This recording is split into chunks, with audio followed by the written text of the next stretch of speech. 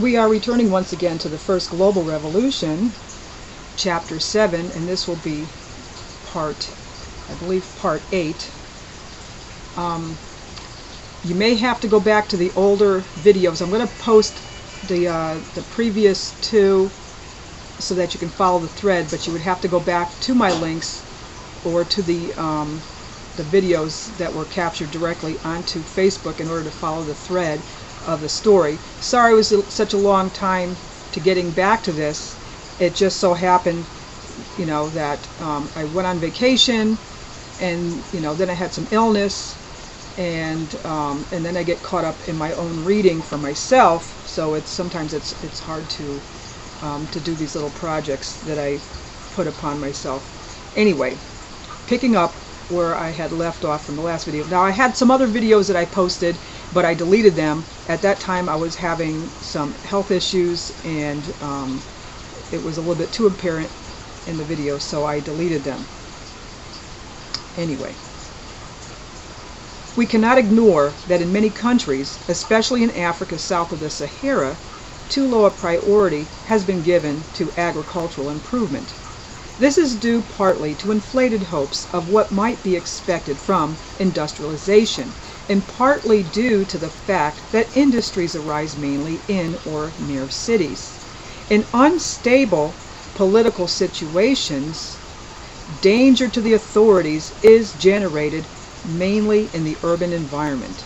Disturbance and insurrection can easily be incited among the masses of the insufficiently employed poor.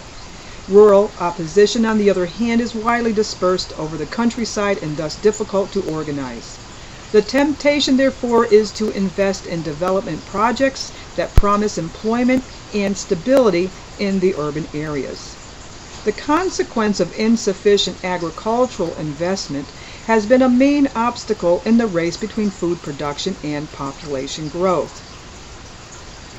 Rural development remains an unquestionable priority because the whole population, rural and urban, has to be fed, and countries aim to become food self-sufficient. It must be strongly emphasized that the problem of the organization of the international market of raw materials has yet to be solved. It is of prime importance to find a way to ensure that the price of raw materials not be fixed by international markets to the benefit of industrialized countries and to the detriment of developing ones. Local initiatives. Both in the North and in the South, in spite of heavy handicaps of many sorts, it is remarkable that the willpower of small groups of men and women has managed to start moving towards the achievement of improvements for the lower income strata based on their own efforts, with appropriate assistance from central and local governments, international agencies, domestic and foreign non-governmental organizations, and new bilateral programs. The Club of Rome undertook a large survey on the role of local initiatives in the rural areas. We focus on this field knowing that parallel initiatives in handicrafts and small manufactures and in the urban outskirts are also very effective and shall be encouraged. Large numbers of small development projects in agriculture, health, and education have sprung up in the poorest parts of Latin America, Africa, and Asia, initiated by NGOs, independent organizations, farmers groups, village communities. According to estimates made in 1985, over 100 million farmers were involved in development projects headed by one or several NGOs. The movement is growing rapidly.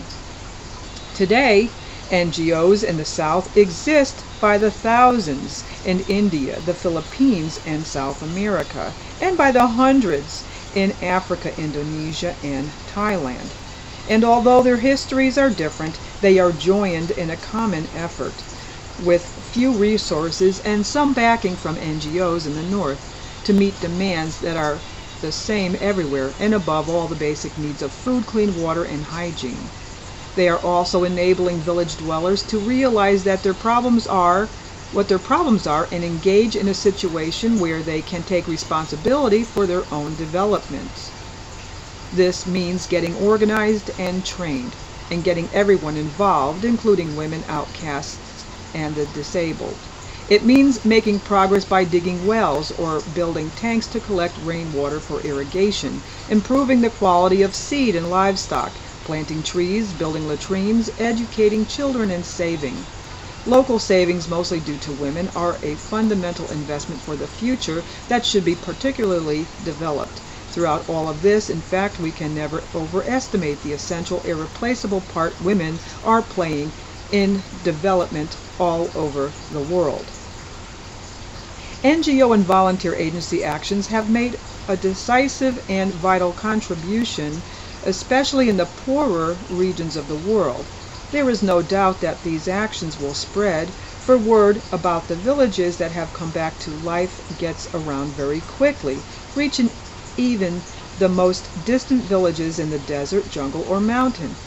And villagers who were thought to be inert, fatalistic, and resigned, when in fact they usually had no hope and were too hungry to act, are beginning to believe that it can work for them too, and are finding the will to improve their own lot and build a better future for their children.